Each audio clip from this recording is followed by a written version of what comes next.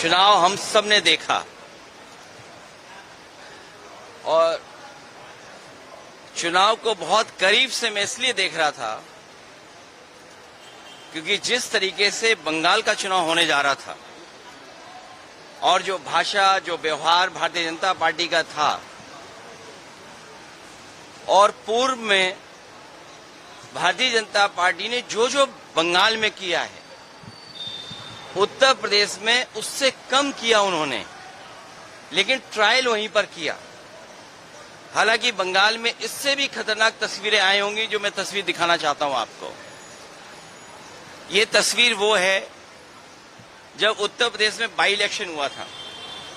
Forces को लगा करके लोगों को वोट रोका गया, वोट नहीं डालने दिया और चिन्हित कर करके कि कौन सा वोटर समाजवादी पार्टी का है उसको वोट डालने नहीं दिया जाएगा। और बंगाल में जो हुआ है,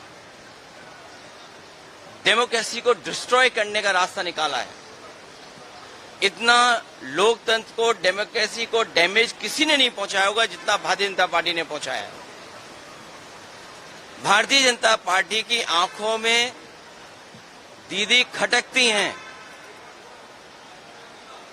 भारतीय जनता पार्टी की आंखों में दीदी खटकती हैं इसलिए क्योंकि वो आदि आबादी का प्रतिनिधित्व करती हैं। भारतीय जनता पार्टी सामंती सोच की है। इनके संगी साथी पुरुषवादी लोग हैं। ये कभी भी नारी को और महिला को बढ़ते हुए नहीं देख सकते और ये हम लोगों ने पूर्व में भी देखा है। याद कीजिए, राजस्थान में एक पूर्व मुख्यमंत्री को इन्होंने मुख्यमंत्री नहीं बनने दिया और दिल्ली में भी अगर कोई मुख्यमंत्री बना है तो वो आधी अधूरी मुख्यमंत्री हैं। यहां पर मतदान हुआ जरूर है, लेकिन लोगों ने अपनी इच्छा से कम दबाव में ज्यादा मतदान किया है। इतनी नफरत भरी नकारात्मक राजनीति, जहर घुली हुई राजनीति भारतीय जनता पार्टी बंगाल में करेगी, ये कभी किसी ने सोचा नहीं था। जितने भी इनके स्टेटमेंट्स हैं, जितने भी इनकी लीडरशिप है, आप देख लीजिए क्या। और ये तो एक तस्वीर दिखाई थी मैंने आपको।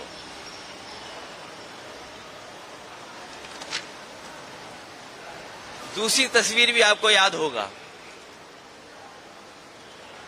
दूसरी तस्वीर भी आपको।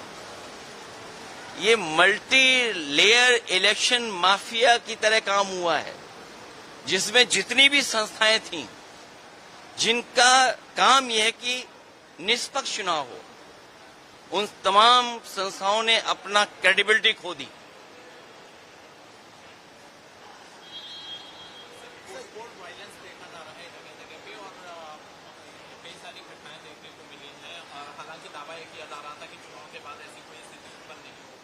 भारतीय जनता पार्टी अराजकता फैले ऐसे ही काम करती है और यहां पर तो ये भरोसा दिलाया था कि न जाने कितनी कंपनियां यहां पर रहेंगी जो चुनाव के बाद भी सुरक्षा व्यवस्था को संभालेंगे। आखिर वो कंपनियां क्या हैं? कहीं ऐसा तो नहीं कि 15 दिन की छुट्टी दे दी गई हो उनको। शुभेंदु अधिकारी का जो पीए है उसको भी मर्डर किया गया है ऐसा एलिगेशन है।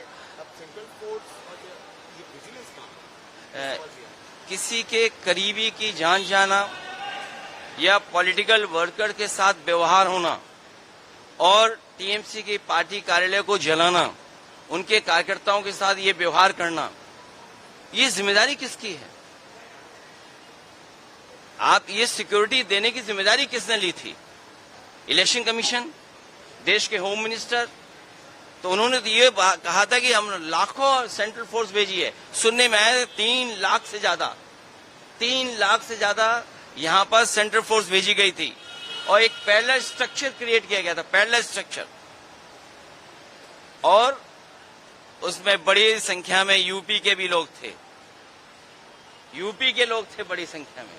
और हमारी तो जानकारी में ये भी है कि बंगाल का चुनाव जो सेंट्रल फोर्स आई थी वो यूपी की आई थी, बिहार की आई थी। जो बॉर्डर्स थे वहां से खाली कर करके यहां लेके आए थे। जब यूपी में चुनाव होगा तो बंगाल की फोर्स, आसाम की फोर्स, नागालैंड की फोर्स, अरुणाचल की फोर्स जाएगी।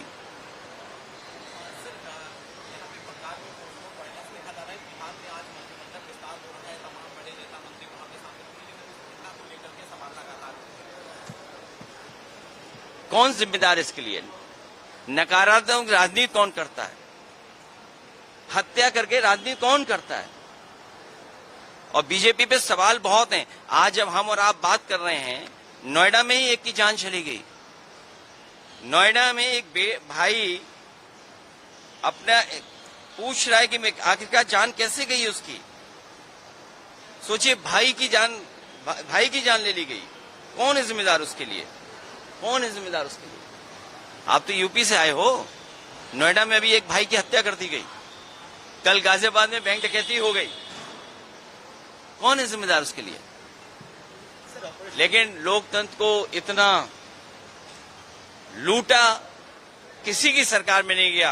ये पहली बार दिखाई दे रहा है कि Bharatiya Janata party, election commission दोनों मिलकर के काम कर रहे हो। चाहे एसआईआर किया हो, चाहे एसआईआर के बहाने जो टारगेटेड वोट काटे गए हों, और वो तो आंकड़े आपके पास भी हैं। जहां ज्यादा वोट कटा है वहां बीजेपी ज्यादा जीत गई।